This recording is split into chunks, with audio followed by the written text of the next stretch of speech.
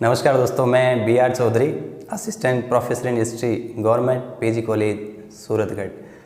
आप लोगों के कुछ सवाल हैं और मुझे लगा कि इन सवालों को लेकर चर्चा होनी चाहिए, संवाद होना चाहिए।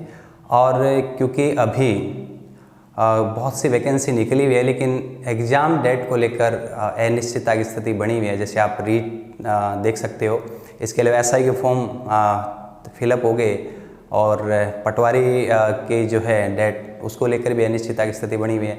आरएस के फॉर्म आने वाले हैं, तो उस दौरान क्योंकि प्रतियोगिता परीक्षा की तैयारी करने वाला जो स्टूडेंट है, कोई भी स्टूडेंट है, उसके मन में बहुत सारे सवाल होते हैं और बहुत कॉमन सवाल है और लाजमी भी है।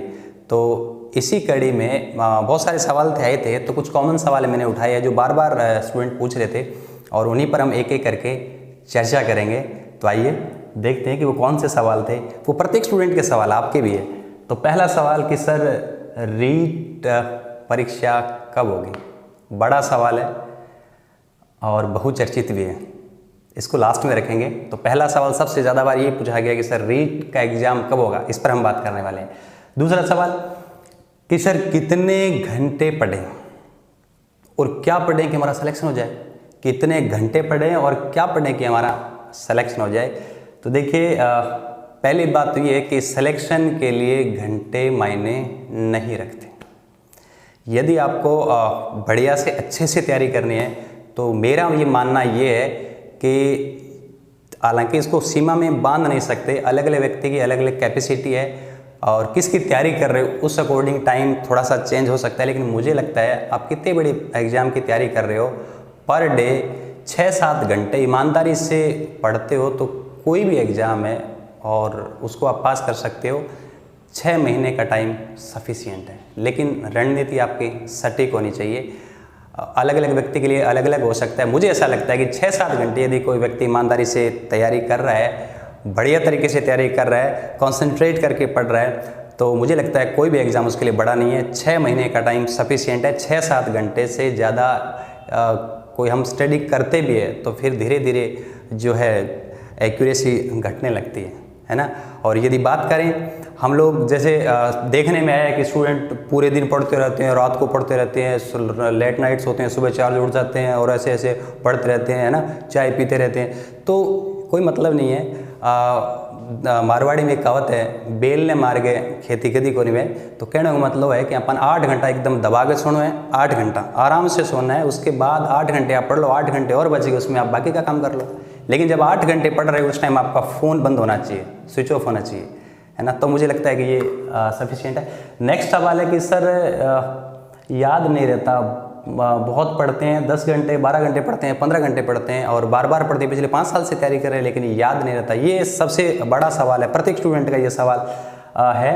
और मुझे लगता है कि देखो ऐसा है, आपको याद नहीं रहता, इसके 2-4 स्टेप है। याद क्यों नहीं रहता?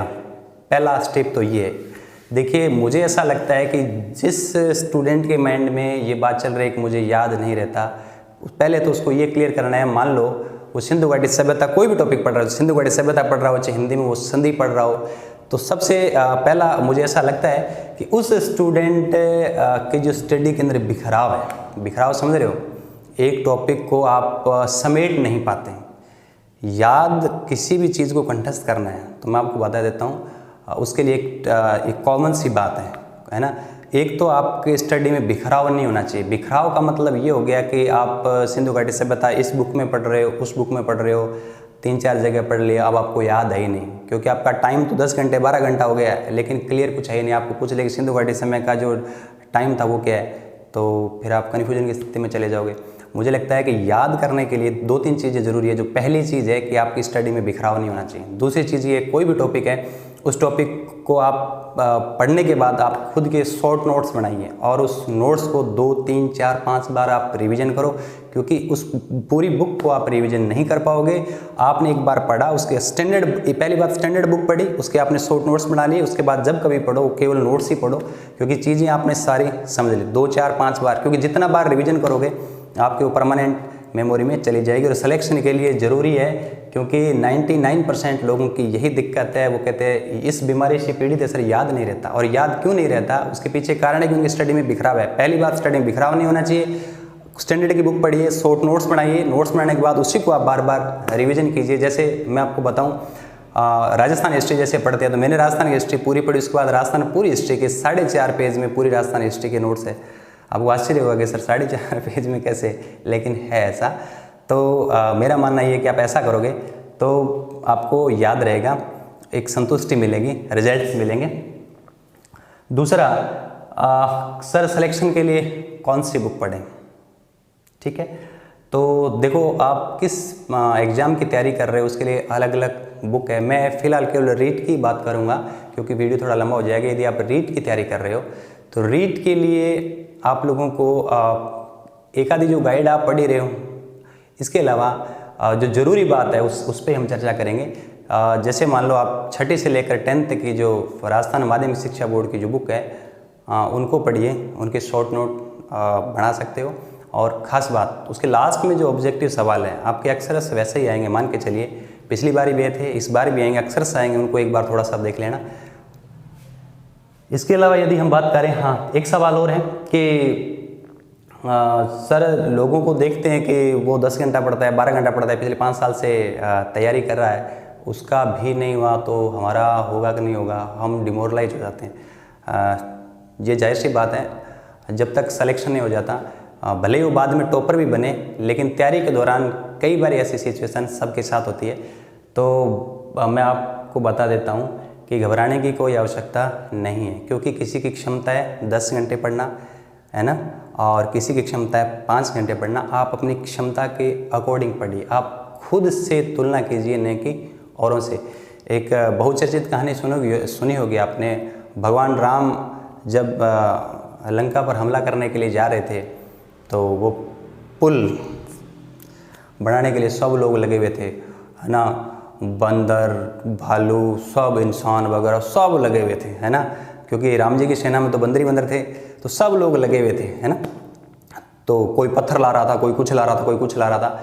तो वहाँ एक गिलहरी उसने सोचा कि भगवान राम लंका जा रहे हैं सीता माता को लाने के लिए, तो क्यों नहीं मैं मेरा योगदान दे दूँ। तो गिलहरी ने क्या किया, समुद्र में जाके डुबकी लगाई और फिर बाहर आए, रेत में लेटे, और रेत में लेटने के बाद रेत भी चिपके वापस जाके समुद्र में जाके वापस आ जाए। मतलब वो मिट्टी का एक एक कण समुद्र के अंदर डाल रहे थे। एक बंदर ने उसको पकड़ लिया, कह रहा तू क्या कर रहे है यहाँ, हमें डिस्टर्ब कर रही है ना, भग जाए यहाँ से। तो इस बात को, इस दृश्य को देख रहे थे भगवान राम, उन्होंने उस गिलहरी को बुलाया और उस पर ऐसे हाथ सहला, उस गिलहरी को सहलाया। तो आपने देखा होगा गिलहरी के 4 लाइन होती है ऊपर, है ना पीछे। तो भगवान राम ने उस बंदर को भी बुलाया और उनको समझाया कि देखो अपनी अपनी क्षमता है, आपकी बॉडी है बड़ी है तो आप 50 किलो का पत्थर उठा सकते हो, इसका आकार छोटा है, इसकी क्षमता कम है, ये अपनी क्षमता के अकॉर्डिंग काम कर रही है। तो इस कहानी का मूल भाव यही है कि ये हमारे साथ भी होता है। हम जब छोटे होते हैं हमारी क्षमता कम होती है याद करने की, पढ़ने की, बैठने की, सुनने की, समझने की।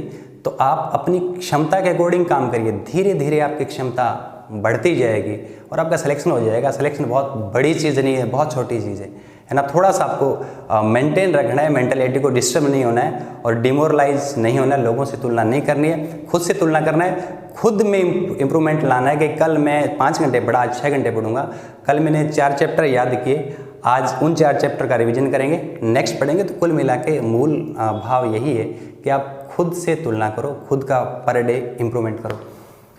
और अंतिम सवाल कि रीट का एग्ज़ाम कब होगा। देखो वर्तमान स्थिति को यदि देखा जाए तो सितंबर के आसपास संभावना बन सकती है, ध्यान रखना बन सकती है। लेकिन आप इस बात को सुनकर ये मत सोचना कि चलो बाद में तैयारी कर लेंगे, अभी टाइम बहुत पड़ा है, पता नहीं सितंबर में होगी या नहीं आगे होगी।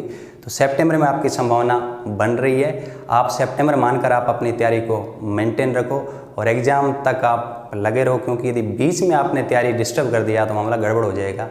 तो बहुत सारे सवाल और थे, समय समय पर हम लोग मिलते रहेंगे।